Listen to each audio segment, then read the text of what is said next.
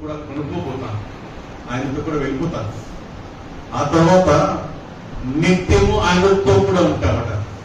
నిత్యము ఆయనతో కూడా ఉంటా, నిత్యము ఆయనతో కూడా వసించుట, ఆయనను స్తుతించుట, మానక రాత్రింబగళ్ళు పరిశుద్ధుడు పరిశుద్ధుడు పరిశుద్ధుని నిత్యము చెప్పుచుట అక్కడ మన విధి.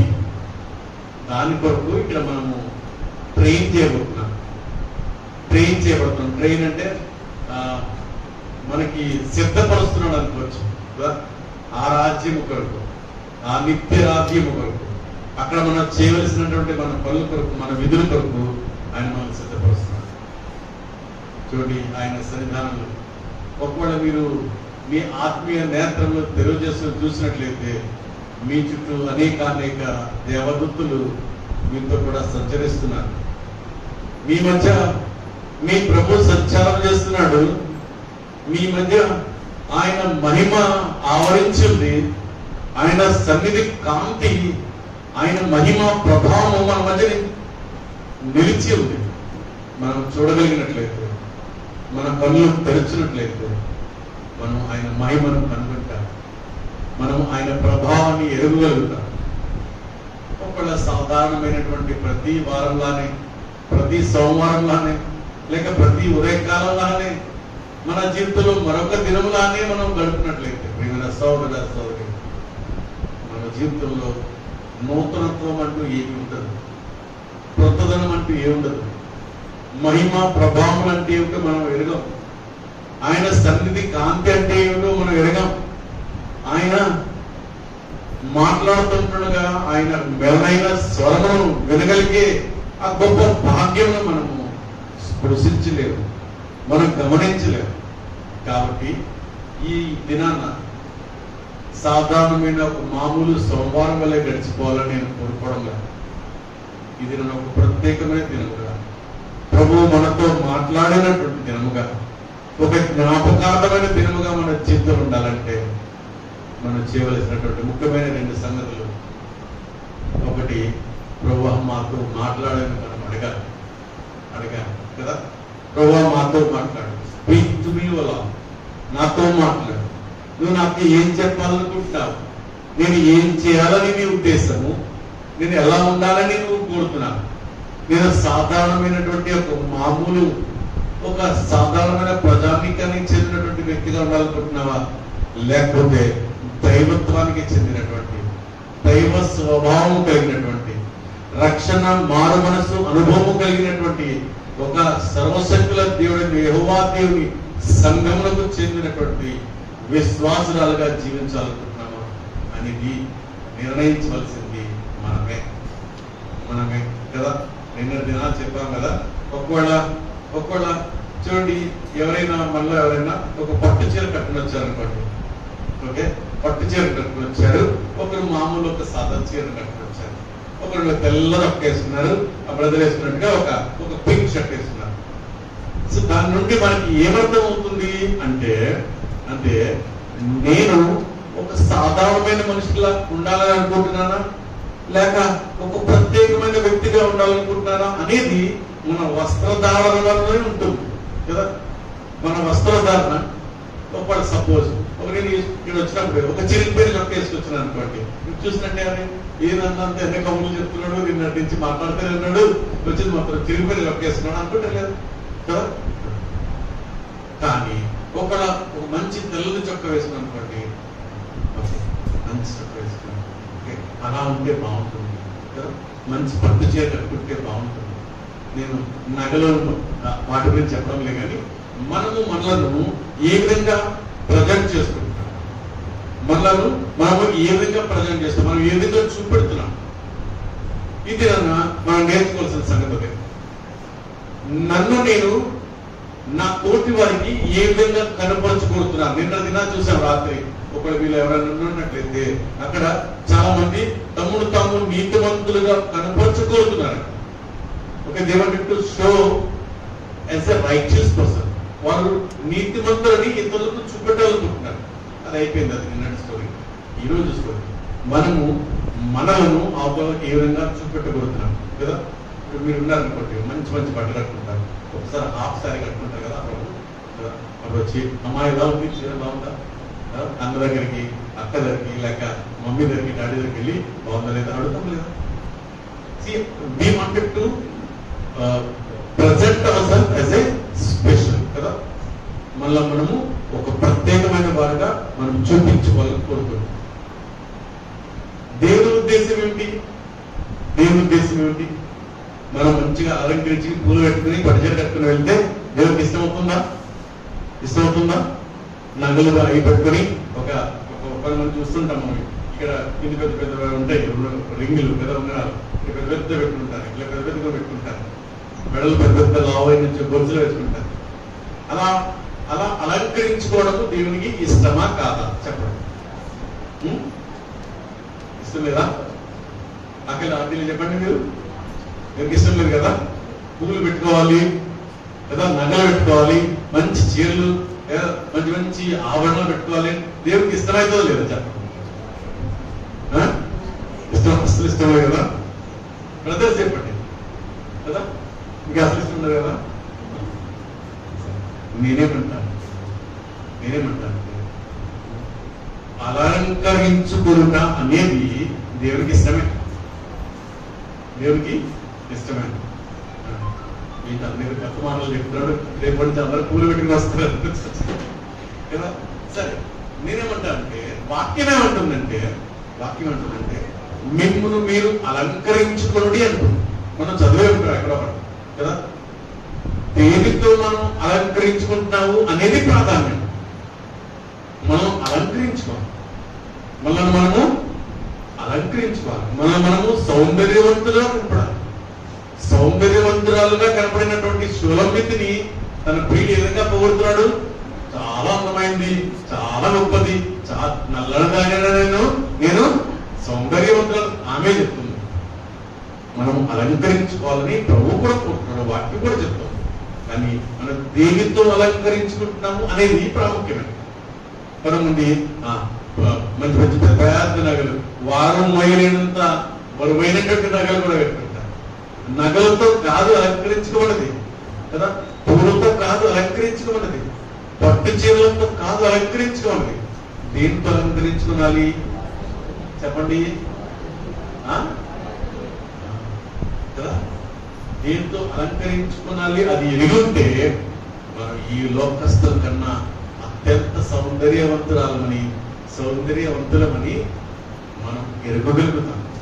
ఈ లోకంలో చాలా మంది తమను తాము అలంకరించుకుంటారు. మా చిన్నప్పుడు అలంకరించుకోవడం అంటే మంచి చీర కట్టుకోవాలి, మంచి బట్టలు వేసుకోవాలి, చక్కగా మంచి జడ వేసుకోవాలి, మంచి పూలు పెట్టుకోవాలి. ఈ రోజుల్లో అలంకరించుకోవడం అంటే ముందు ఆ తర్వాత ఏమిటంట, ముందు ఒక ఫౌండేషన్ వేయాలి కదా, ఫౌండేషన్ వేయాలి. ఆ తర్వాత ఇంకొకటి చెప్పు, ఆ తర్వాత ఇంకొకటి ఏదో పూత పోయాలి, ఆ తర్వాత ఇంకొక పూత పోయాలి. 4-5 డబ్బాలు ఉంటాయి కదా, వాటికి ఒక బ్రష్ కూడా ఉంటుంది, గోడకి పెయింట్ వేసినట్టు కదా. 4-5 బ్రష్లు, మళ్ళీ ఆ బ్రష్లకు పేర్లు ఉంటాయి. అన్ని అయిపోయిన తర్వాత నల్లదొకటి ఎర్రదొకటి పూస్తారు కదా. అదే అలంకరించుకోవడం అంటే నల్లగా ఉండేదాన్ని పూస్తామా పోయమా, అవి మాకేం తెలియదు అంటారు చూడు బ్రదర్స్. నల్లగా ఉండేది కళ్ళకి పూస్తారు, ఎర్రగా ఉన్నది అది అలంకరించుకోవడం. కానీ మీరు వాక్యం చెప్పే ఆ అలంకారము భౌతికమైన అలంకారం కాదు. వాక్యం చెప్తుందంటే మీరు పరిశుద్ధతను ధరించుకోండి అని. మీరు ఏం ధరించుకోవాలి? పరిశుద్ధతను ధరించుకోవాలి కదా. భక్తిని ధరించుకున్నారు, విశ్వాసంలో ధరించుకున్నారు. మిమ్మల్ని చూసిన వెంటనే మీలో ఆ పరిశుద్ధత ఇతరులకు కనపడాలి కదా. ఆ పవిత్రత ఇతరులను ఆకర్షించాలి. మనం చూడగానే చేతులు పైకెత్తి అక్క ప్రైజ్లాడక్కని చెప్పాలి. అది ఆ విధంగా మనల్ని అలంకరించాలి. ఆ అలంకారము స్త్రీకి గౌరవాన్ని తెచ్చుకునేలా ఉండాలి.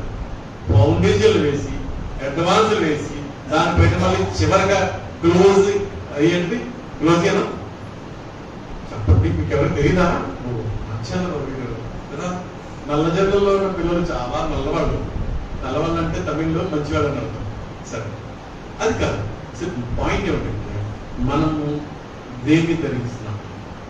మనము దేనిని ధరించుకున్నాం?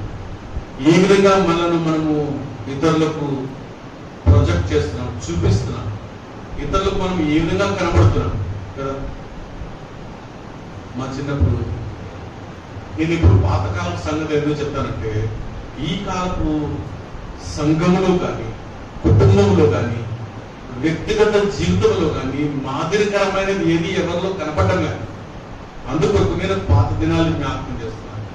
మీలో చాలా మందికి తెలుసు కదా, పాత దినాలలో ఎవరైనా ఇద్దరు కూర్చొని మాట్లాడుతుంటే వాళ్ళు వాక్యం గురించి మాట్లాడారు, సంఘం గురించి మాట్లాడారు, సహవాసం గురించి మాట్లాడారు, దేవుని స్వరము గురించి మాట్లాడేవారు, రక్షణ గురించి మాట్లాడేవారు. చిన్నపిల్లలు ఎవరైనా కనపడితే మొట్టమొదటిగా అడిగే ప్రశ్న, నువ్వు రక్షించబడ్డావా అని అడిగారు. ఈ మొదటి 4 లైన్లలో వెళ్ళవాళ్ళు కూర్చున్న వాళ్ళని అడిగి చూడండి, ఇప్పటి వరకు వాళ్ళ పుట్టినది మొదలుకొని ఈ రోజు వరకు ఎవరు కూడా నువ్వు రక్షించబడ్డావా అని అడిగి ఉండకపోవచ్చు. నువ్వు మారుమనస్సు పొందావా అని అడిగే ప్రశ్న దాదాపుగా కనుమరుగైపోయింది. నీ జీవితం మార్చబడిందా? నీవు నూతన జన్మ అనుభవం పొందావా? తిరిగి జన్మించావా అని అడిగే ప్రశ్న ఆల్మోస్ట్ దాదాపుగా కనుమరుగైపోయింది. ఎవరు ఎవరిని కూడా మారుమనసు పొందావా? తిరిగి జన్మించావా? నీ జీవితం మార్చబడిందా అని ఎవరు ఎవరిని అడిగే ఆ రోజులు కావు. మా చిన్నప్పుడైతే ఒక ఆంటీ ఎవరు కనపడ్డారు, బాబు రవి గిరా అంటే ప్రజలాంటి, తిరిగి జన్మించావా? నీ జీవితం మార్చబడిందా? నువ్వు నూతన జన్మ అనుభవంలోకి వచ్చావా? మారు మనసు పొందావా? ఇవే ప్రశ్నలు కదా. కొంతమంది అయితే మరి అటువైపు ప్రోగ్రామ్ అక్కడ ఒక ఆంటీ ఉంటుంది, ఆమె కూర్చుంటే చాలా మొదలు పెడుతుంది, తిరిగి జన్మించావా లేదా, మారు మనసు పొందావా? అది వాళ్ళ జీవితాన్ని మార్చేసి, ఒక విధంగా చెప్పాలంటే నా జీవితం కూడా అదే ప్రశ్న, నువ్వు తిరిగి జన్మించావా? నీ జీవితం మార్చబడిందా? మారు మనసు పొందా? ఇది నాన్న దేవుని యొక్క సన్నిధానంలో చేరుకొచ్చిన మనం ఒకరు నిజంగా మనం మారు మనసు పొందవాలంటే మనం ఇతరులను మారు మనసు కోరుకోవాలి, నూతన జన్మను కోరుకోవాలి. మనం ఒకరినొకరు కలుసుకున్నప్పుడు ఏ విధంగా ప్రజలు చెప్పుకుంటాం, అదేవిధంగా తిరిగి రెండో ప్రశ్న, మూడో ప్రశ్న మారు మనసు గురించి, నూతన జన్మం గురించి, తిరిగి జన్మించడం గురించి. యేసుక్రీస్తు ప్రవక్త అనేక మార్లు తిరిగి జన్మించడం గురించి మాట్లాడుతున్నారు. అపోస్తలుడైన పౌలు కూడా చాలాసార్లు తిరిగి జన్మం గురించి, నూతన జన్మం గురించి రాస్తారు. మనం కూడా నూతన జన్మం యొక్క అనుభవంలోనికి రావాలనేది ప్రభు యొక్క కోరిక. నేను వాక్యం ఏం చెప్తుందంటే, సత్క్రియలు చేయుట కొరకు దేవుడు మిమ్మల్ని ఏర్పరచుకున్నాడంట. సత్క్రియలు చేయుట అంటే సత్క్రియలంత ఆసక్తి గల ప్రజలను తన కోసం ఏర్పరచుకుని. ఆ మాట చదువుతాము రండి. దేవుని యొక్క వాక్యం నుండి కొన్ని మాటలు చదువుతాను.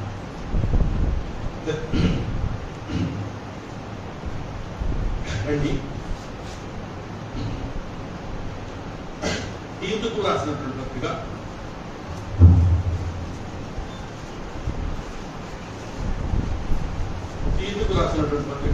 2వ అధ్యాయం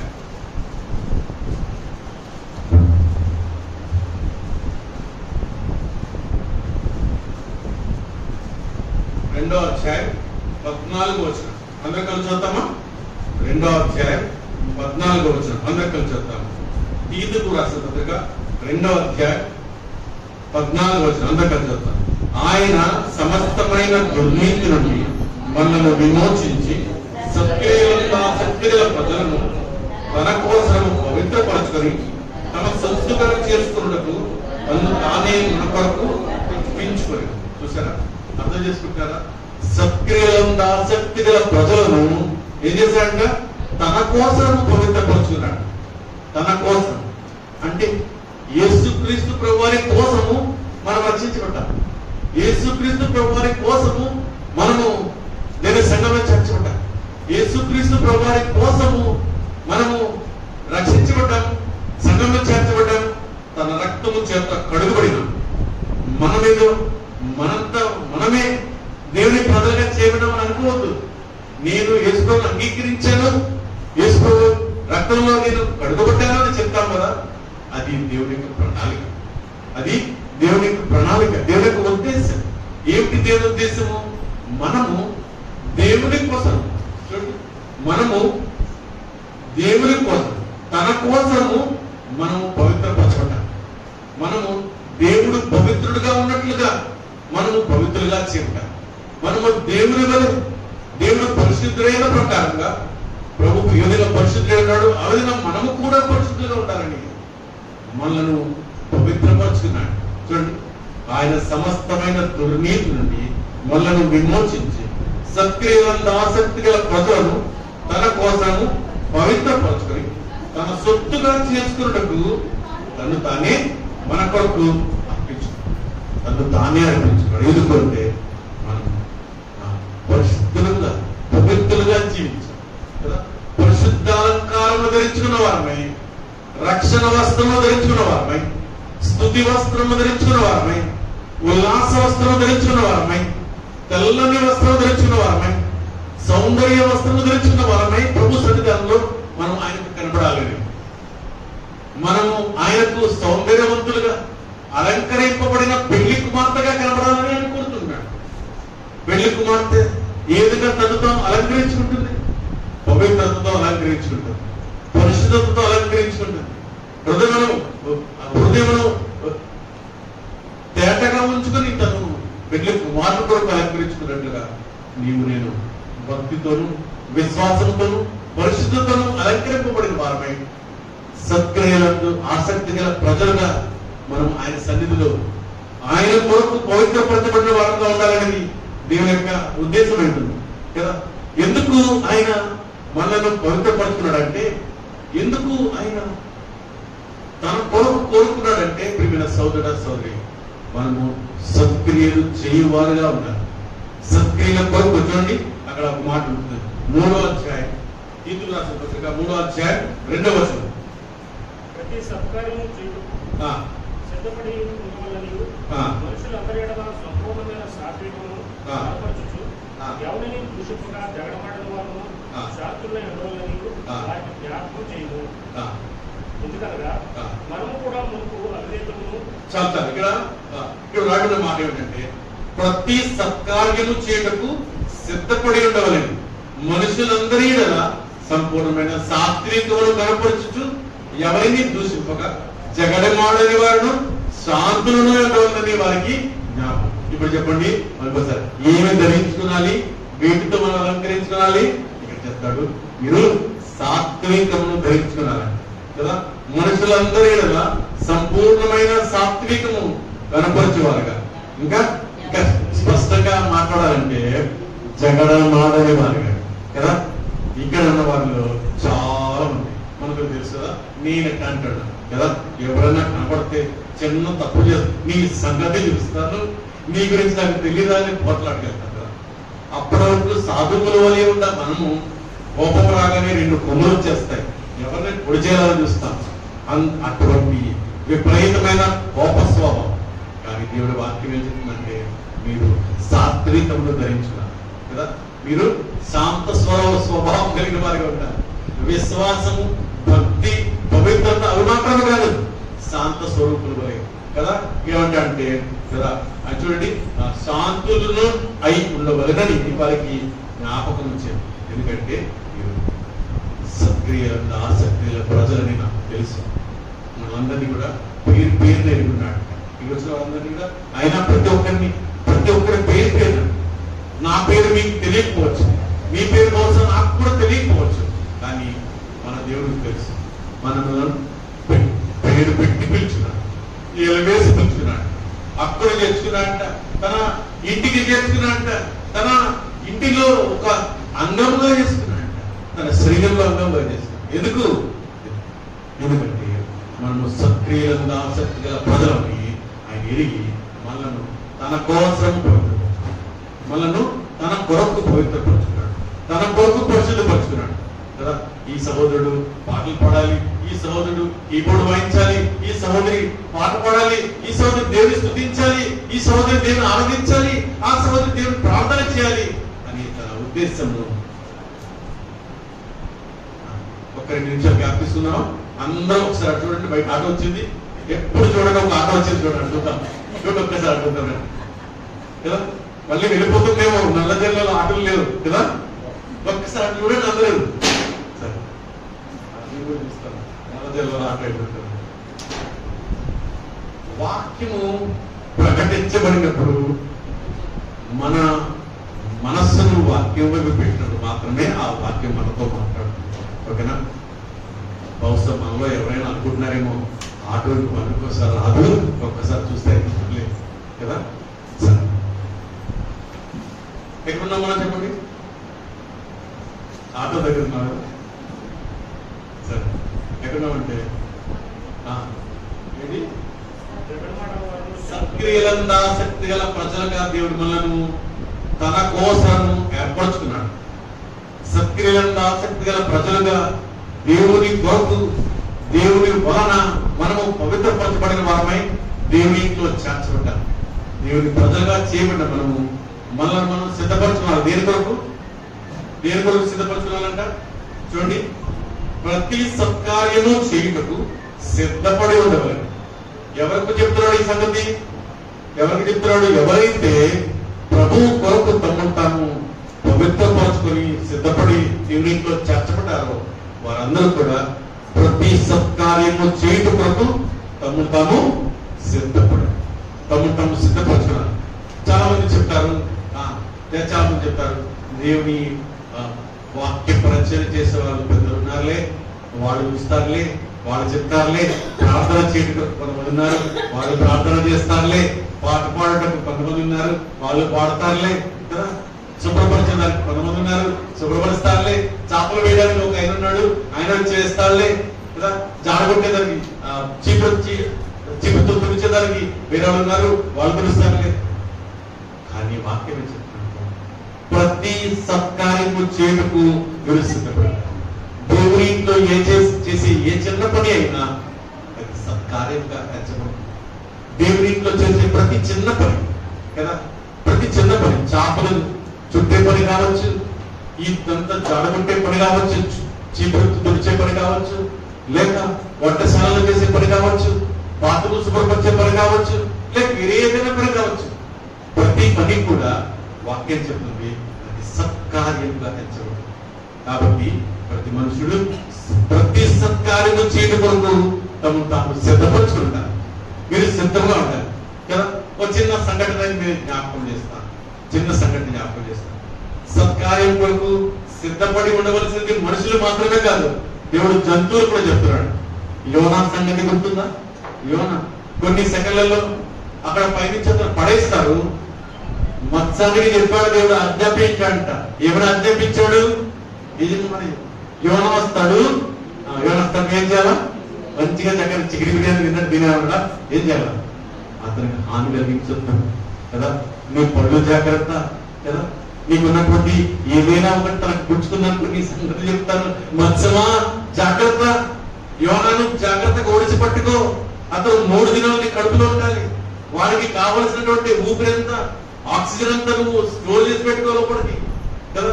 చేపలు చేసే వాళ్ళకి తెలుస్తుంది, లోపల ఊపిరి తింటూ పట్టుకుని ఉడుతుంది, దాని నిండా గాలి ఉంటుంది కదా. అంత పెద్ద మత్స్యానికి ఒక మనిషి సరిపడేంత ఆక్సిజన్ 3 రోజులు సరిపడదు. మత్స్యం వచ్చిందంట, పైకి వచ్చింది, గట్టిగా గాలి పీల్చుకుంది, రెడీగా ఉంది. వస్తాడేమో నేను పట్టుకోవాలి, ఒడిసి పట్టుకోవాలి, క్యాప్స్ పట్టుకోవాలి, లోపల జాగ్రత్త పెట్టుకోవాలి, నా దేవుడు నాకు ఆజ్ఞాపించాడు. సిద్ధపడు. ఈ రోజు వెళ్ళి చూసింది, రాలే. రేపు వెళ్ళి చూసింది, ఇంకా రాలే. ఏది యోనా ఏం చేస్తుంది? జల్దిరా, దేవుడు నాకు ఆజ్ఞాపించాడు, నేను దేవుడికి చెప్పాలి, నేను చక్కగా నేను క్యాచ్ పట్టుకున్నాను, నా కడుపులో దాచుకున్నాను, నేను 3 రోజులు సరిపడా ఆక్సిజన్ నా కడుపులో పెట్టుకున్నాను. ప్రతి సత్కార్యం చేయడం కొరకు మనం సిద్ధపడాలి. కాపుల మీద చెప్పాడంట. కాబట్టి ఏమని? నా దాసుడు అక్కడ ఉన్నాడు, నువ్వు పో, వెళ్ళి రొట్టె తీసుకొని పో, నువ్వు పో, అక్కడ చికెన్ ముక్క మాంసం ముక్క తీసుకొని పో. కాపులకు ప్రతి దినము వచ్చి రొట్టె ఇచ్చిపోయాడు, ప్రతి దినము వచ్చి మాంసం ఇచ్చిపోయాడు. 1 రోజు కాదు, 2 రోజులు కాదు, 3 రోజులు కాదు, అలా చేస్తూనే ఉన్నాయి. మరలా దేవుని చాలే అని ఆజ్ఞాపించే వరకు కూడా ఆ కాపులు సత్కార్యంలో చేస్తా ఉన్నాయి, దేవుని మాటకు లోబడుతూ ఉన్నాయి. మీకు తెలిసిన ఏ కాకైనా దానికి ఒక చిన్న మాంసం చూడండి, ఏం చేస్తుంది? పోయి ఇచ్చినప్పుడు ఇచ్చేస్తావా? తీసుకెళ్ళి పోతుంది, మళ్ళీ ఏర్పడదు కదా. కానీ కాకపోతే సత్కార్యం చేయడం కదా. సముద్రం దేవుడు మాట్లాడుతుంది, చేయి చాపి సముద్రం 2 పాయలు కమ్మంటే సముద్రం 2 పాయలు అయిపోయిందంటే 6 నెలలు నడుచుకుపోయినారట. యోర్దాను నది ఆ పైన, ఆ యోర్దాను నది నీళ్లు పైన ఏకరాశిగా పోగొట్టాడట. నీళ్లు ఏకరాశిగా పోయిపడడం ఎప్పుడైనా విన్నామా?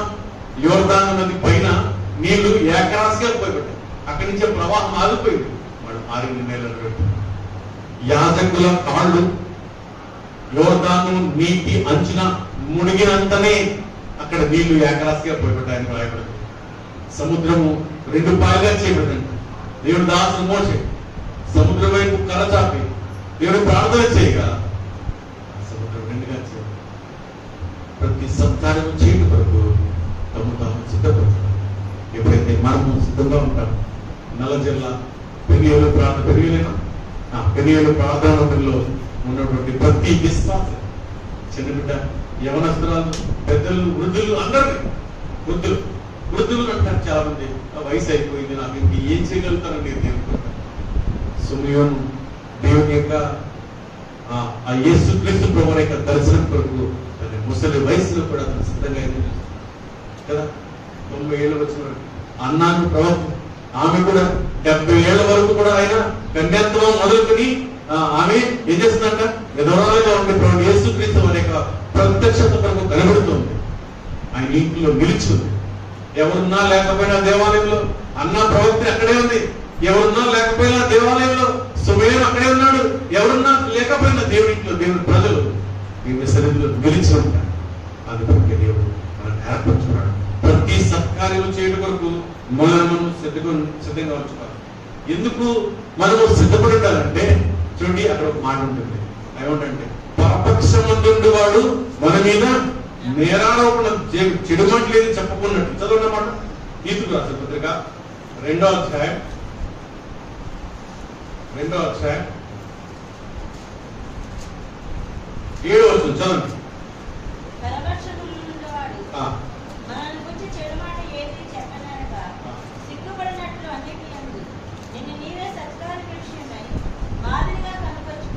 ఏ విధంగా మాదిరి కనపరచుకోవాలట? సత్కార్యంలో మాదిరిగా కనపరచుకోవాలి. ఎందుకు? పరపక్షమందుండు వాడు నిన్ను గురించి చెడ్డ మాట ఏది చెప్పకుండా ఉండినట్లుగా మనము మాదిరికరంగా ఉండాలి. పరపక్షమందుండు వాడు అంటే ఎవడు చెప్పండి. పరపక్షం అంటే ఏంటి? అపోజిట్ పార్టీ కదా.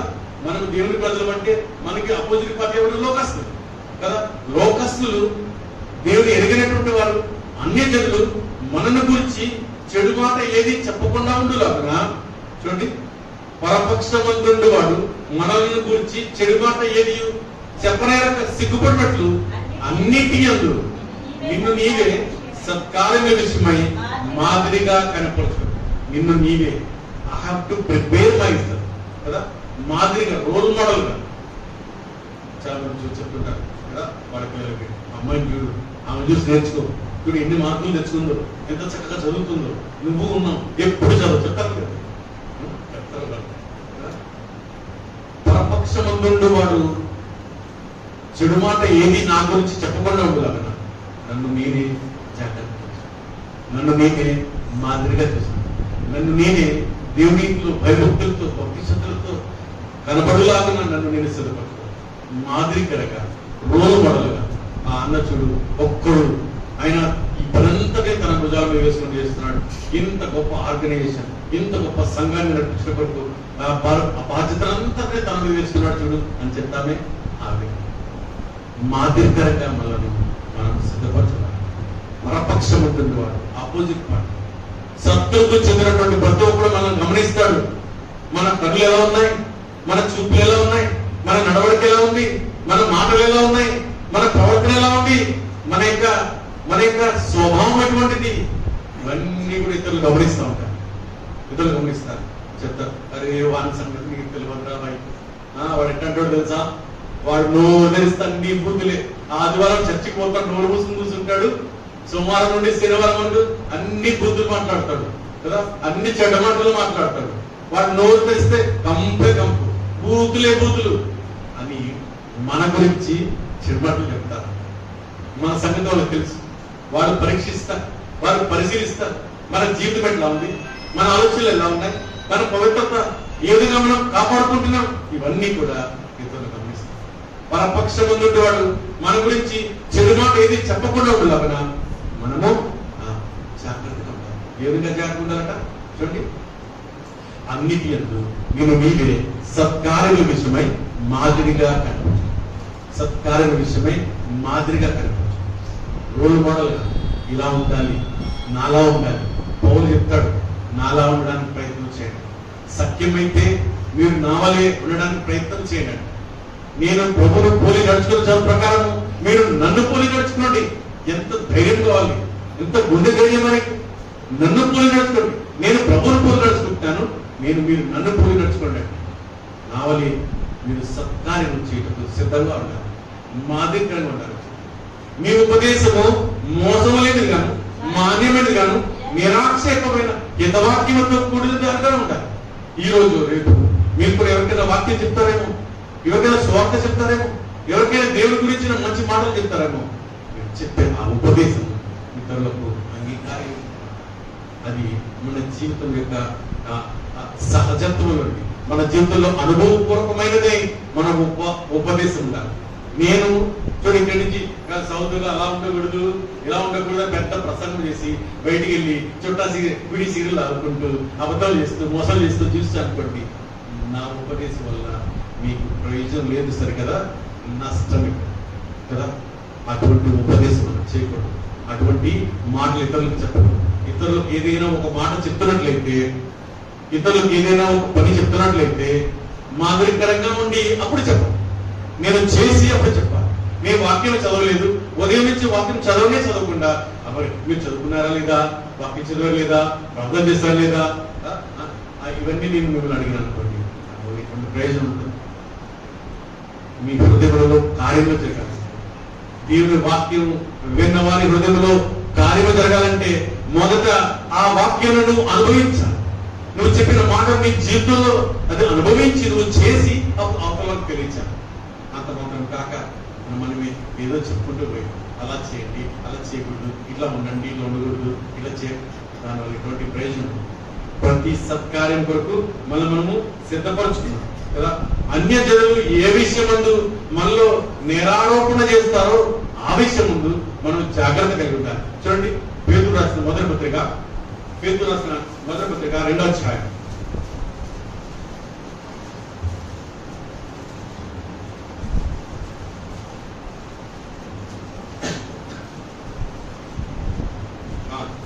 పేతురు రాసిన మొదటి పత్రిక 2వ అధ్యాయం 12-13 చదవండి.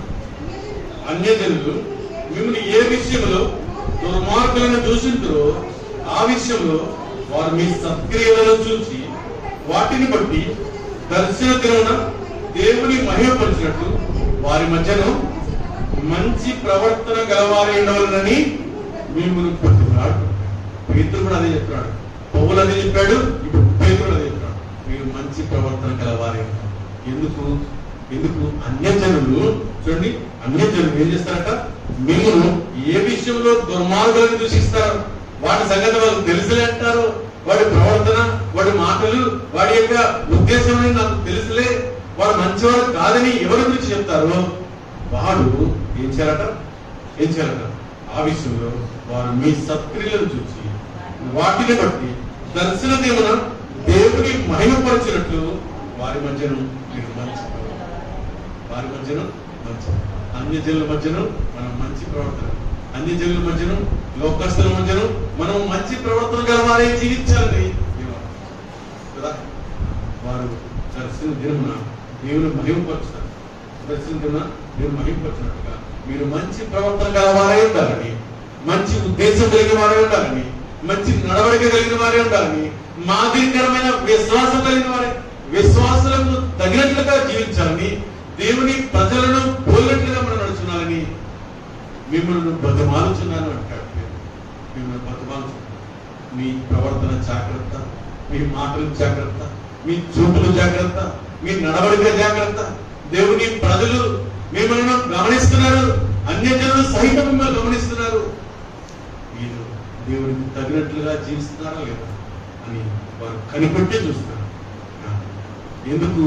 ఎందుకంటే మనము సత్క్రియలంతా ఆసక్తి గల ప్రజలుగా దేవుని చేత ఏర్పరచబడ్డాం. దేవుని గుణాతిశయాలను ప్రచురము చేయు నిమిత్తము మనము దేవుని చేత ఏర్పరచబడ్డాం. చదవండి 9వ వచనం. మీరు చీకటిలో నుండి ఆశ్చర్యకరమైన తన వెలుగులోనికి మిమ్మల్ని పిలిచిన వాని గుణాతిశయాలను ప్రచురము చేయు నిమిత్తము ఏర్పరచబడిన వంశమును, రాజులైన యాజక సమూహమును, పరిశుద్ధ జనమును, దేవుని సొత్తైన ప్రజలనయ్యండి. ఎలా ఉన్నారంట? దేవుని సొత్తైన ప్రజలు, రాజులైన యాజక సమూహంగా, పరిశుద్ధులైన జనముగా, దేవుని చేత ఏర్పరచబడిన వంశముగా మీరు ఉన్నారు. ఏర్పరచబడ్డారు, పిలువబడ్డారు. ఏం చేయాలి? దేవుని యొక్క గుణాతిశయములను ప్రజలను చేయట కొరకు దేవుడు మిమ్మలను మమ్మలను మనందరినీ ఏర్పరచుకుంటారు. అర్థం చేసుకుంటారా? కేవలం వచ్చి కూర్చుని ఏదో మాటలు చెప్తే, పాటలు పడితే పాడేసి వెళ్ళిపోయి మళ్ళీ మన జీవితం అందుకు కొరకు కాదు. దేవుడు మీరు ఏర్పరచుకుంటారు. మీలో ప్రతి ఒక్కరు ఎంతో ప్రాముఖ్యమైన వారు, మీలో ప్రతి ఒక్కరు ఎంతో ప్రశస్తమైన వారు దేవుని దృష్టిలో. ప్రతి ఒక్కరు దేవుడికి కావాలి. మీలో ఉన్నటువంటి ఆ సుగుణములు దేవుడు చూస్తున్నాడు. మీలో ఉన్నట్టే క్యాపబిలిటీ, మీరు ఏ విషయంలో మంచివారో, ఏ విషయంలో శ్రేష్టమైన వారో, ఏ విషయంలో మీరు విలువైన వారో మీ దేవుడు ఎరిగి ఉన్నాడు. కాబట్టి ఆ గుణాతిశయములను ప్రచురం చేయవారుగా దేవుడు మనల్ని పిలుచుకున్నాడు. కాబట్టి మనల్ని రాజులైన యాజక సమూహంగా ఏర్పరచబడిన జనాంగముగా, వంశముగా, పరిశుద్ధ జనముగా కదా. మనము ఎవరో చెప్పండి? పరిశుద్ధ జనం, ఏర్పరచబడిన వంశం కదా. రాజులైన యాజక సమూహం. ఎంత గొప్ప టైటిల్ ఇచ్చాడు. మనం ఏం చేయాలా? సత్క్రియలు చేయటకు మనము సిద్ధపడతాం. సత్క్రియలు చేయటకు సిద్ధపడతాం కదా.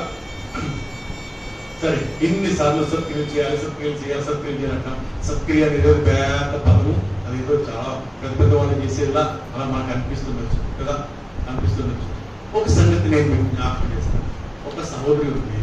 ఆ సహోదరి కాయిలా పడింది. కాయిలా పడడం అంటే రోగం కలిగింది, జబ్బు పడింది.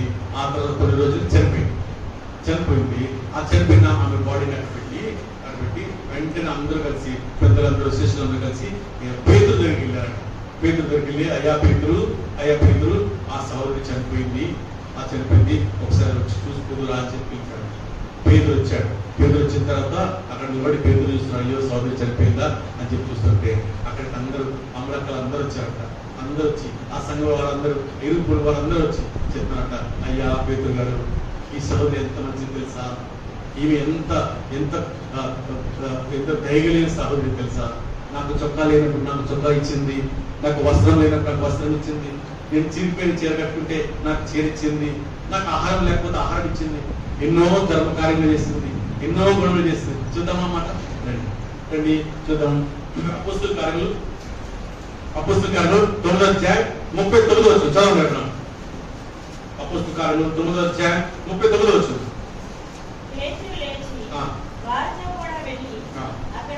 అక్కడ చేరినప్పుడు తీసుకుని వచ్చింది. విధవరాండ్రందరూ వచ్చి ఏడ్చుచు దోర్కా తమతో కూడా ఉన్నప్పుడు పుట్టిన అంగీలను, వస్త్రములను చూపుచు అతని ఎదుట నిలిచి, పేతురు ఎదుట నిలిచారు. చెప్తున్నంటారు, ఇదిగో ఈ చెప్పండి, ఇది ఆకేసింది, ఆకిచ్చింది కదా. ఈ ప్యాంట్ ఉంది కదా, నాకు ప్యాంట్ లేనప్పుడు ఈ చీరని కట్టుకున్నానే, అది ఆమె ఇచ్చింది. తమ వస్త్రములను, తమతో కూడా ఉన్నప్పుడు ఆమె చేసిన సంగతులు అన్నింటినీ పేతురు చెప్తున్నారు. చూసారా? ఇప్పుడు రండి 36వ వచనం. 36, 37 చదవండి త్వరగా.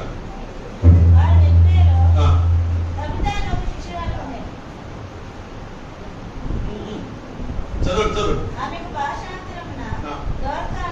దోర్కా అని పేరు.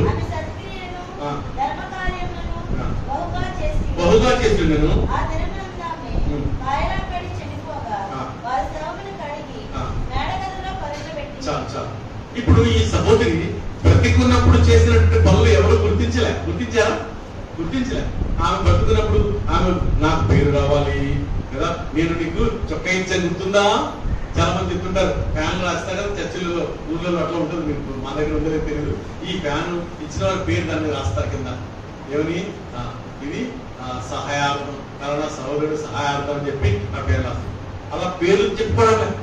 ఆమె బ్రతుకున్నప్పుడు, ఆమె సజీవురాలు ఉన్నప్పుడు ఎన్నో ధర్మకార్యాలు, ఎన్నో మంచి పనులు చేసుకొచ్చింది. ఇప్పుడు ఏం చెప్పారు? చనిపోయిన తర్వాత నా సంఘమంతా వచ్చి, అక్కడ వారందరూ కూడా వచ్చి, అయ్యో ఎంత మంచి సౌకర్యం, ఎన్నో ధర్మకార్యం చేసింది, నాకు బట్టలు ఇచ్చింది, నాకు వస్త్రం ఇచ్చింది, నాకు ఆహారం ఇచ్చింది. చూసారు ఆమె చేసినటువంటి సత్క్రియ. ఆమె చనిపోయిన తర్వాత కూడా ఆమె గురించి ప్రజల ఎదుట సాక్ష్యం చెప్పాలి. అవి సత్కారం చేయడం. సత్కారం చేయడం అంటే మనకు గొప్ప పేరు రావాలని, నాకు మంచి అందరూ నన్ను చూసి క్లాప్స్ కొట్టాలని, లేకపోతే పొగుడుతుండాలని చేసే సత్క్రియలు కావు కదా. అవి వాటిని సత్క్రియలు అనరు. సత్క్రియలు అంటే మన దేవుని నామమునకు మహిమ తెచ్చే, సంఘములకు ప్రయోజనకరమైన, ఇతరులకు ఆశీర్వాదకరమైనటువంటి క్రియలు చేసేవి సత్క్రియలు. అటువంటి సత్క్రియలు చేయడం కొరకు దేవుడు నిన్ను ఏర్పరచున్నాడు. ఆ సత్క్రియలు చేయడం కొరకు మనం సిద్ధపరచున్నాడు కదా. ఆ సత్క్రియలు చేయడం కొరకు మనం సిద్ధపరచు. మనకు తెలుసు కదా, ఎస్తేరు చేసిన సత్క్రియ. ఎస్తేరు ఏం చేసింది? నేను నశించదు. ఒక జాతి కొరకు తను తాను నశించిపోతారని సిద్ధపడి రాజు దగ్గరికి పర్మిషన్ లేకుండా వెళ్ళడానికి సిద్ధపడింది. ఆ సత్క్రియ తన జాతిని అంతటిని 187 సంస్థానములలో యూదులందరినీ నశించిపోకుండా కాపాడుకోగలిగింది. అది ఎస్తేరు చేసినటువంటి సత్క్రియ. అర్థం చేసుకుంటారా? అటువంటి సత్క్రియలు చేయవారంగా మనం కూడా ఉండాలి. రూతు చేసిన సత్క్రియ. రూతు మీ జనమే నా జనం, మీ ప్రజలే నా ప్రజలు, మీ దేవుడే నా దేవుడు అని చెప్పినటువంటి ఆ మాట ద్వారా తన అత్త అయినటువంటి నయోమి జీవితాన్ని మార్చివేయగలిగింది. అప్పటి వరకు చేదుగా ఉన్నటువంటి తన జీవితము ఎలా చేయబడింది? మధురముగా మార్చబడింది.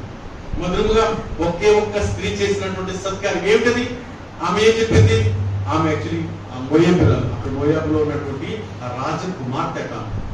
ఆమె తిరిగి వెళ్ళిపోయాడు, భర్త చనిపోయాడు కాబట్టి వెళ్ళిపోయి తన తల్లిదండ్రులతో ఉండి ఉండొచ్చు. కానీ ఏం చేసిందామె? చేసిన సత్క్రియ ఇప్పటికీ కూడా జ్ఞాపకం చేసుకోవడం. ఆమె చేసిన సత్క్రియ, మీ ప్రజలే నా ప్రజలు, మీ దేవుడే నా దేవుడు, మీ జనమే నా జనము, నేను ఎక్కడికి వెళ్ళినా నీతో కూడా వస్తాను, నన్ను రావద్దని చెప్పద్దు. చూసారా? అర్థం చేసుకుంటారా? ఆ రూతు చేసినటువంటి ఆ సత్క్రియ నయోమిని ఏం చేసిందంట? ఏం చేసింది? మధురంగా మార్చేసింది కదా. ఆ స్త్రీ బోయజు ద్వారా యేసుక్రీస్తు వారి యొక్క సంతానంలో వంశావళిలో చేర్చదు. యేసుక్రీస్తు వంశావళిలో చేర్చబడడానికి సామాన్యమైన విషయం కాదు కదా. అటువంటి సత్కరించేవారుగా నీవు నేను ఉండాలని చెప్తున్నాను. పాపాత్మురాలైన స్త్రీ అని బైబిల్లో రాయబడినటువంటి ఒక స్త్రీ తాను ఏం చేసింది? కన్నీళ్లతో యేసు పాదములను కడిగి తన వెంట్రుకలతో తుడుస్తొచ్చింది. ఆమె పాపాత్మురాలైన స్త్రీ అని ఆ లోకంలో ఉన్నవారు అందరూ, ఆ ఊర్లో ఉన్నవారు అందరూ కూడా ఆమె వెలివేస్తారు, కటకరం చేస్తూ ఉంటారు, హేళన చేస్తూ ఉంటారు. అటువంటి స్త్రీ ఏం చేసిందంట? సత్క్రియ ద్వారా యేసు పాదములను కన్నీళ్లతో ఆ సత్క్రియ ద్వారా నేటి వరకు 2000 సంవత్సరాలు గడిచిపోయినా ఇప్పటి వరకు కూడా ఆ పాపాత్మురాలైన స్త్రీ గురించి చెప్పుకుంటారు. ఆమె పాపాత్మురాలుగా లేదు, తమ పాపాలు క్షమించబడ్డాయి. ఆమె చేసిన సత్క్రియ ద్వారా తన మీద ఉన్నటువంటి మచ్చ, పాపాత్మురాలైన స్త్రీ అని రాయబడిన మచ్చ తీసివేయబడింది, పరిశుద్ధులలో చేర్చబడింది, నీతిమంతులలో చేర్చబడింది, యేసుక్రీస్తు ప్రభువుతో కలిసి అక్కడ కూర్చోగలిగింది. చూసారా? అటువంటి సత్క్రియలు చేయవారుగా నీవు నేను ఉండాలనేది దేవుడి ఉద్దేశం. మగ్దలినా ఉంది కదా, ఆమె కూడా కదా అత్తరు జటామాంసిని తీసుకొచ్చి యేసు పాదములకు ఆయన పునరుత్థానం నిమిత్తము సాక్షాత్కారముడు కొరకు ఆమె చేసినటువంటి ఆ చిన్న ప్రయత్నం సత్క్రియగా ఎంచబడింది. యేసుక్రీస్తు ప్రభువు వచ్చి మరణించి 2000 సంవత్సరం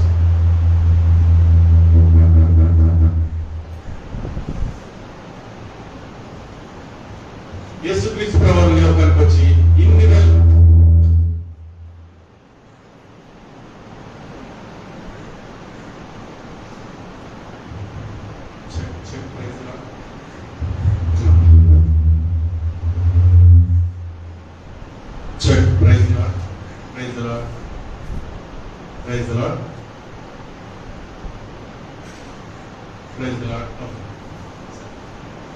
యేసుక్రీస్తు ప్రభువు వచ్చి ఇన్ని సంవత్సరాలు 2000 సంవత్సరాలు అయితే ఇప్పటి వరకు కూడా ఆమె చేసినటువంటి పని ఒక సత్క్రియగా ఎంచబడుతుంది. నేటి వరకు కూడా కొన్ని అడబడుతుంది. అటువంటి సత్క్రియలు చేయవారుగా మనం ఉండాలి. నేను వాక్యం చెప్తాను ప్రియమైన సోదరు కదా. కన్నీళ్లతో తను కన్నటువంటి ప్రార్థన చేసి కన్నటువంటి ఆ కుమారుని సమూయేలు దేవుడికి అప్పగించినటువంటి ఆ యొక్క సహోదరి పేరు సమూయేలు తల్లి పేరేంటి? ఆయన చేసినటువంటి సత్క్రియ దేశానికి ఈ ప్రపంచానికి ఒక గొప్ప సేవకుని యాజకుని సమూయేలు ఇచ్చారు. అతడు దేవుని ప్రజలను విప్పించగలిగాడు. దేవుని కొరకు ఒక రాజులను ఆయన అభిషేకించగలిగేంత గొప్ప స్థానంలోకి వెళ్ళినాడు. కాబట్టి ప్రియమైన సోదరి మనము సత్క్రియలంత ఆసక్తి గల ప్రజలని దేవుడు ఎరిగిన మనము సత్క్రియలు చేయవారమని దేవునికి తెలుసు. మనము చేసే సత్క్రియలు ఎటువంటివో వాటి ద్వారా లోకానికి సంఘానికి ఎటువంటి మేలు జరుగుతుందో ఆయన ఎరిగి ఉన్నాడు. కాబట్టి మనం సత్క్రియలు చేయడం కొరకు మనం సిద్ధపరచుకుంటాం. సత్క్రియలు చేయడం కొరకు అది చిన్నదైనా సరే పెద్దదైనా సరే దేవుని యొక్క సన్నిధానంలో మనం కనిపెడుతున్నట్లయితే దేవుడు తానే స్వయంగా మనం తెలియజేస్తాడు. సోదరి వెళ్ళు, అక్కడ ఒక సోదరి కూర్చుంది, అక్కడ చిన్న అమ్మాయి కూర్చుంది, వాళ్ళతో మాట్లాడు. ఆమె ఎంతో కలవరంతో ఉంది, ఆమె ఎంతో ఇంట్లో ఇబ్బందులతో ఉంది, ఎంతో దుఃఖంతో ఉంది, ఏడుపుతోంది. ఆమెను ఓదార్చు, అక్క వెళ్ళు అని చెప్పి దేవుని యొక్క ఆత్మ మిమ్మల్ని ప్రబోధిస్తుంది, మీరు పంపిస్తుంది. ఒక సత్క్రియలు చేయడం కొరకు మిమ్మల్ని మీరు సిద్ధపరచుకోండి. సత్క్రియలు చేయడం కొరకు ప్రభు కొరకు ప్రయోజనకరంగా ఉండాలని మీరు తీర్మానించుకొని దేవుని సన్నిధిలో కనిపెడుతున్నప్పుడు మీ ద్వారా దేవుడు అనేక మందిని ఆశీర్వదకరంగా చేస్తాడు. మీ ద్వారా దేవుడు అనేక మందిని దేవుని నామం మహిమ కొరకు ఘనత కొరకు దేవుడు వాడుకుంటాడు. అంత మాత్రం కాదు, ఎవరైనా వాక్యములకు అవిధేయులైతే ఆ అవిధేయుల వారిని మన యొక్క ప్రవర్తన చేత వారిని విధేయులుగా మార్చగలమంట. చూడండి ఆ మాట చదువుతాను, చూడండి ఆ మాట చదవండి. ఎవరైనా 3వ అధ్యాయం 2వ వచనం, పేతురు రాసిన మొదటి పత్రిక 3వ అధ్యాయం 2వ వచనం.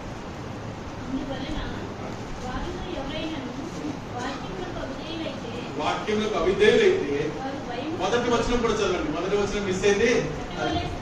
అటువలే స్త్రీలారా మీరు మీ స్వపురుషులకు లోబడి ఉండి, అందువలన వారిలో ఎవరైనా వాక్యములకు అవిధేయులైతే వారు భయముతో కూడిన మీ ప్రవర్తన చూచి వాక్యము లేకుండానే తమ భార్యల నడవడి వలన రాబట్టవచ్చును. చూసారా, అర్థం చేసుకుంటారా? మీరు మీ పురుషులకు లోబడినడు ద్వారా, మీ పురుషులకు వారు చెప్పిన మాటకు విధేయులైనడు ద్వారా వారిలో ఎవరైనా వాక్యములకు అవిధేయులైనట్టు వారు ఉన్నట్లయితే మీ ప్రవర్తనను బట్టి, మీ సాధు స్వభావం బట్టి, మీ మంచితనం బట్టి, మీ విధేయతను బట్టి, మీ భక్తిని బట్టి, మీ విశ్వాసం బట్టి వాక్యము లేకుండానే వారు విధేయులుగా మార్చబడతారు. చూడండి ఆ మాట చదువుతాము. అందువలన వారిలో ఎవరైనాను వాక్యములకు అవిధేయులైతే వారు భయముతో కూడిన మీ పవిత్ర ప్రవర్తనను చూచి వాక్యము లేకుండానే తమ భార్యల నడవడి వలన రాబట్టవచ్చు. అది సత్క్రియలంతా ఆసక్తి గల ప్రజలు చేయవలసినటువంటి పని. నేను నా ప్రవర్తన ద్వారా, నేను నా మాటల ద్వారా, నేను నా జీవితం ద్వారా, నేను నా భక్తి ద్వారా, నా విశ్వాసం ద్వారా, నా నడవడిక ద్వారా, నా కనుచూపు ద్వారా నేను దేవుని కొరకు అవిధేయులైన వారిని సైతము వాక్యము లేకుండానే నేను వారిని మంచిగా మార్చగలను. వాక్యము ద్వారా మంచివారిగా మార్చబడడం మనం ఎరుగుదాం. వాక్యము లేకుండా కూడా మన ప్రవర్తన ద్వారా, మన విశ్వాసం ద్వారా, మన భక్తి ద్వారా వారిని విధేయులుగా మార్చవచ్చింది దేవుని. కాబట్టి ప్రియమైన సోదర సోదరి, సాధువైనట్టి, మృదువైనట్టి లేక గుణమును అక్షయాలంకారము మనం ధరించుకోవాలని వాక్యం 4 వచ్చింది. 4 వచ్చింది.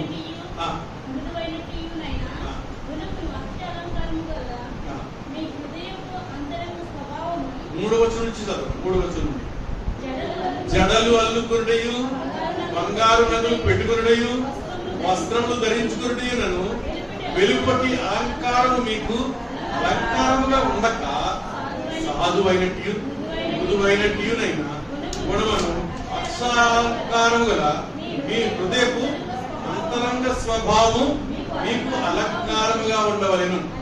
ఒక్క నిమిషం ఆగండి. ఇప్పుడు చెప్పండి, మొదట నేను అడిగిన ప్రశ్నకి సమాధానం ఇప్పుడు చెప్పండి. మీరు అలంకరించుకోవచ్చా, అలంకరించుకోకూడదా? అక్క చెప్తుంది అలంకరించుకోవద్దని చెప్పండి. ఇప్పుడు చెప్పండి, అలంకరించుకోవచ్చా, అలంకరించుకోవద్దా? మరి వద్దన్నారు, అలంకరించుకోకూడదు అన్నారు కదా. నగలు పెట్టుకోకూడదు అన్నారు, పెట్టుకోవచ్చు.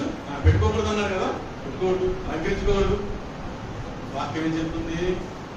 వాక్యం ఏం చెప్తుంది? చూడండి ఏం చేస్తుంది. మీ హృదయపు 4 వచనం, మీ హృదయపు అంతరంగ స్వభావము మీకు అలంకారముగా ఉండవలేదు కదా. కింద పుట్టుతో రాయబడి అంతరంగ పురుషుడు, అంతరంగ స్వభావం, లోపల ఉన్నటువంటి పురుషుడు, అంతరంగ పురుషుడు, అంతరంగ స్త్రీ ఏమంట చూడండి. మీ హృదయపు అంతరంగ స్వభావము మీకు అలంకారం ఉండాలి. అంతరంగ స్వభావం ఎలా ఉండాలి అని రాస్తాను. మరోసారి జడలు అల్లుకున్నయు, చదవండి. జడలు అల్లుకున్నయు, బంగారు నగలు పెట్టుకున్నయు, వస్త్రము ధరించుకున్నయునను వెలుపటి అలంకారము మీకు అలంకారముగా ఉండక సాధువైనట్టి మృదువైనట్టి గుణమును అక్షరాలంకారం గల మీ హృదయపు అంతరంగ స్వభావం,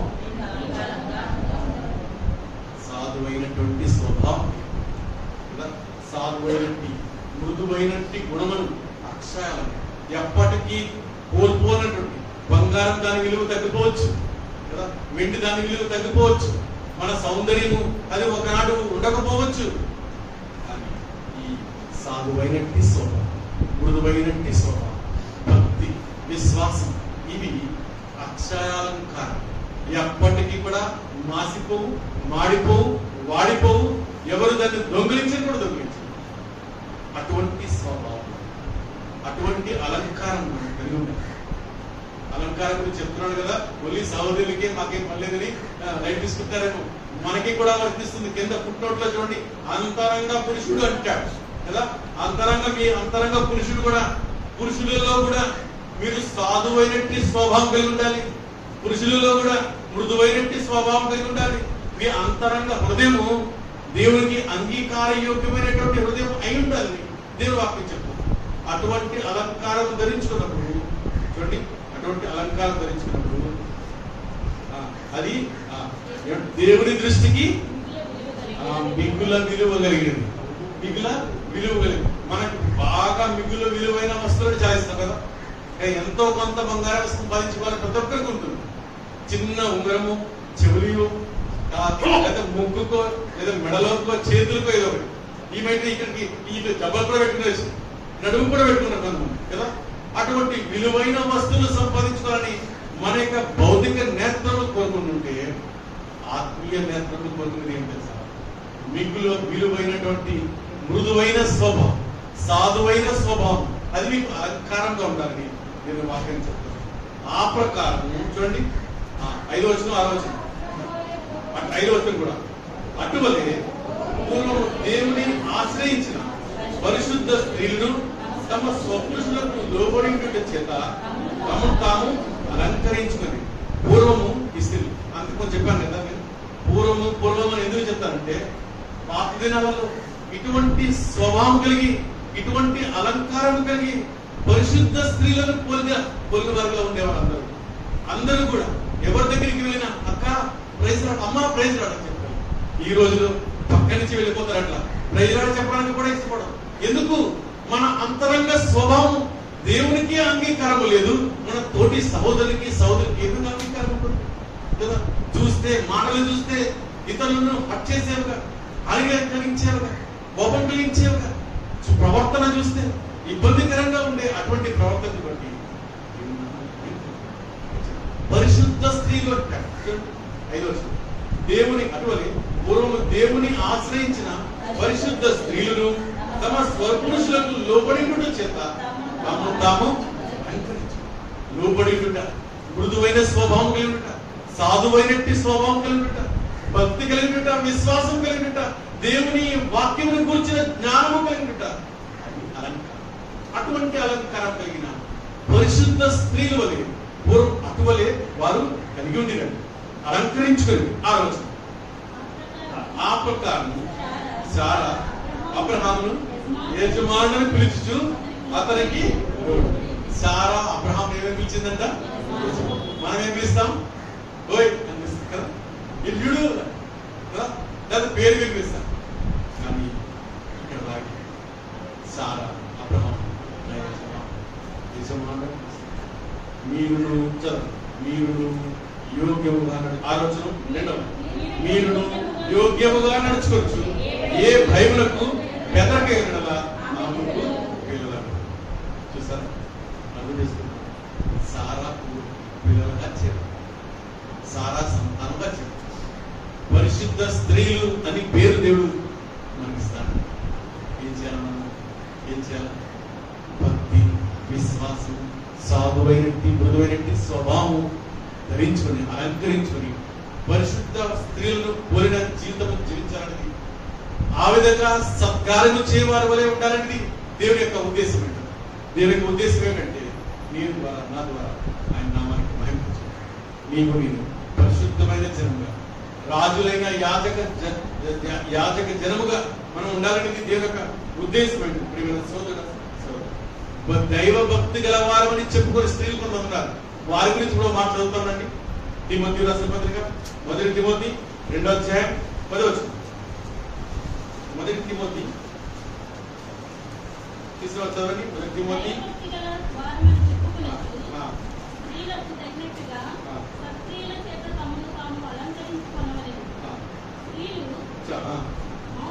మౌనంగా ఉండి సంపూర్ణ విధేయతతో నేర్చుకున్నాను. ఇక్కడ చదవండి. దైవ భక్తి గలవారని చెప్పుకున్న స్త్రీలకు తగినట్టుగా సత్క్రియల చేత తాము అలంకరించాలి. ఇప్పుడు అర్థమైందా? ఎక్కడ మొదలు పెట్టామనో అక్కడ వచ్చాం కదా. ఇప్పుడు మనము సత్క్రియలను ఏం చేయాలట? సత్క్రియల చేత తమను అలంకరించు. సత్క్రియలు చేసినటువంటి కొంతమంది స్త్రీల గురించి చూశాం కదా. వారు చేసినటువంటి సత్క్రియలు ఇప్పటి వరకు కూడా నిలిచి ఉన్నాయి. సత్క్రియల చేత దైవభక్తి గలవారని చెప్పుకునే స్త్రీలు ఉన్నారే, నేను దైవభక్తి గలవారని నేను చెప్పుకునే సరిపోదు. ఏం కలిగి ఉండాలి?